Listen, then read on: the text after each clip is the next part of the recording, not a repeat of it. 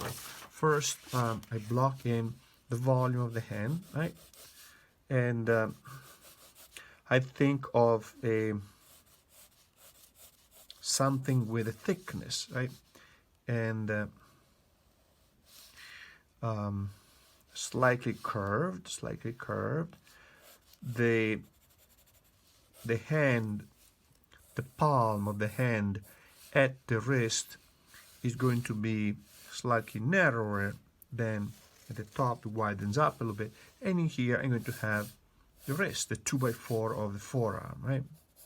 Like that.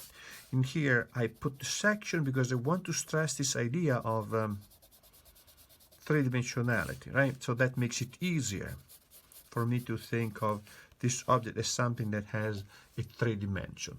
So we have seen the peak of the back of the hand is not at the center, but slightly off center with a narrower half toward the thumb. So here, eventually, I'm going to put the thumb. But let's say I block this in this main volume of the hand, the palm of the hand, the forearm, and here I can now then divide this with a peak of the form up and down, and the base of the thumb, remember from when we drew the hand like this, is more or less starts at the lower half here of the back of the hand. So this portion here is where I'm going to put now the thumb, the base of the thumb, right? That's going to be the base of the thumb. So this would be the second step, right? I'm going to start with the second step, and in here I have the base of the thumb. In here I can start putting, if you want, the base of the fingers, 1, 2, 3, and 4, just barely visible, and I can also decide how I'm going to bend my fingers, right?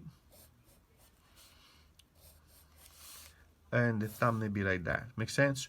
So let's see now what happens if I block in the specific cylinders, volumes of the finger. So I can block in, start with the middle finger, right? And then I create these 3 cylindrical portions of the finger that would be the phalanxes, right? The proximal, the distal, then the intermediate, and so on. Then I have another finger here, right here,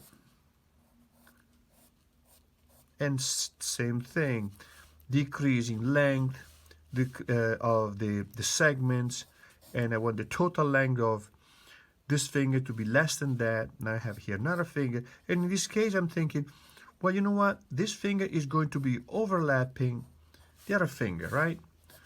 So I'm going to start putting it behind that. And the pinky, I was thinking, that seems like a good idea at the time, but now I want to maybe do it like this, right? Change my mind, right, as I work. So here is what they call pentimento, no?